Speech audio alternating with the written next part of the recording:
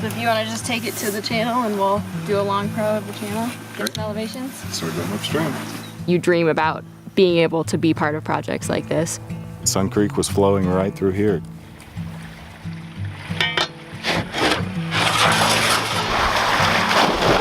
Not anymore. Today its water is sent elsewhere. The creek is a blocked artery. Fish have been lost from the landscape for over 100 years.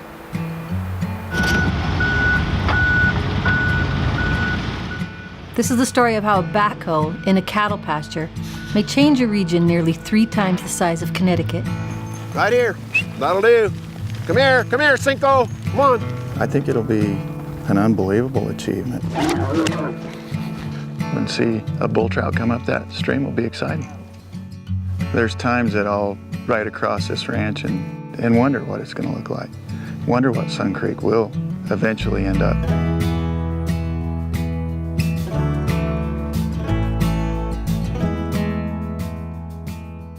Sun Creek emerges in Crater Lake National Park on the flanks of an ancient volcano, sacred to the Klamath tribes, my people. We call it Jiwas. This is the deepest lake in the United States. Historically, Sun Creek ran from the slopes of Crater Lake down to the Wood River. In the late 19th century, the creek was harnessed as a water source for ranch land and disconnected from the Wood River. The tail of the creek, its last few miles dried up, disappeared, isolating the stream and its fish from the other waterways of the Klamath Basin. We'll have the mouth coming out just about there. Our mission is to excavate the historic Sun Creek channel, reactivating it, and essentially bringing it back to life, filling it with aquatic life from the park and from the Wood River so that it's a thoroughfare for fish. We're looking for clues to where Sun Creek used to be. What these thick, dense sedges show you is the location of the historic channel. The water table here is just a little bit higher. The surface elevation is just a little bit lower. We really enjoy partnering with the U.S. Fish and Wildlife Service. They provide additional technical expertise to a lot of our projects and background that we don't have as a smaller nonprofit. And they also care about working on private lands in the same way that we do. Straight. Looks good. We come out here with a GPS to mark where the channel is going to be. We often have to come back and put those flags out again because the cows like to eat the fluorescent colored flags. Come onto the ranch property here. We'll be building a river channel that as a total is about 2.5 miles long. Spectacular. Can't wait to see it. It's going to be really cool. Just to see creeks and water and green grass, there's just no better way to look at a ranch. It's great to be able to make some money off of cattle grazing. But if you can own a ranch and you can be on a river and you can enhance the viability of fishing on that river, that might be a scenario where you can have your cake and eat it too. This is Sun Creek, the spot where we first discovered a remnant population of bull trout nearly 25 years ago. These stunted fish may not seem worth a second look, but they would grow much larger if only they were free to seek richer feeding grounds in bigger waters. Bull trout are the top predators here, like grizzlies in Yellowstone. Bull trout are the only native fish to Crater Lake National Park, and Sun Creek is the only stream where they occur today in the park. The thought of reintroducing a migratory fish to fill that ecological role is just a thrilling opportunity. These animals are symbols of our national heritage. Without them, we lose part of what our nation is. The Smithsonian Institution guards a mummified specimen of a young bull trout collected from the Klamath in 1876 when they were plentiful. Human encroachment has squeezed them. Bull trout are now a threatened species. One risk of an isolated population like this is that they're exposed to catastrophic disturbance in the watershed. A wildfire could come through and wipe out the Sun Creek bull trout altogether. We have the real potential for those fish to recolonize historic habitat and perhaps reunite with other isolated populations throughout the basin. This project is modest geographically and economically, but it's huge in terms of bull trout recovery in the American West.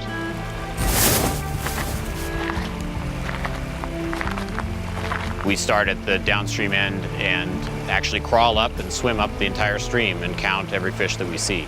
Here in the headwaters of Sun Creek and the Southern Oregon Cascades, the water is really cold, right around freezing much of the year. And bull trout need cold water to survive. Sun Creek may be one of the last places that bull trout can persist if stream temperatures warm over time. I'm interested in the movement of bull trout in Sun Creek as they recover and as the population expands. One of the ways we measure that movement is by putting individually coded tags in fish and then releasing the fish and detecting them again later. We're going to see these bull trout from Sun Creek coming down into the Wood River as migratory individuals. That genetically, they're hardwired to do that. Their DNA, locked in a corner of the Klamath, will soon be set loose, spreading diversity across 15,000 square miles of private and public lands and communities. We'd be looking at bull trout that would probably approach 8-10 pounds. And that's really important because a fish that big can produce more eggs, and so they can contribute much more to the population overall. We have all the big toys out here. And we have excavators, dump trucks, backhoes. So this gives us a chance to add in all these habitat features that make a waterway into a stream.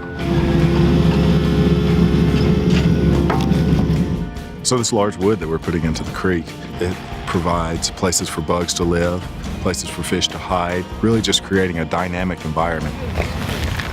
We're planting over 6,000 native plants. We have about 30 different species that we're putting in. All of these plants have been grown and sourced locally, so that increases their opportunity for success in this climate.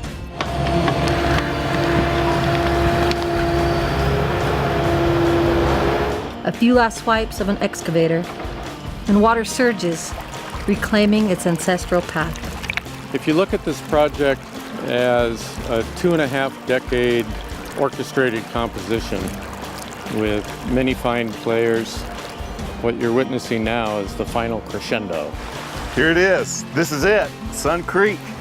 You can hear it, you can feel it, you can see it. It's finally happened.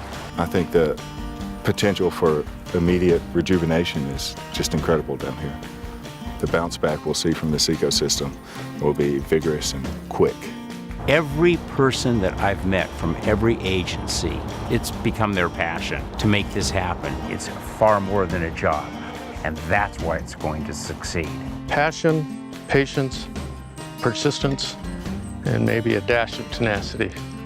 I think this project is about listening, listening to the landowners and what they want, listening to the trout, what they want.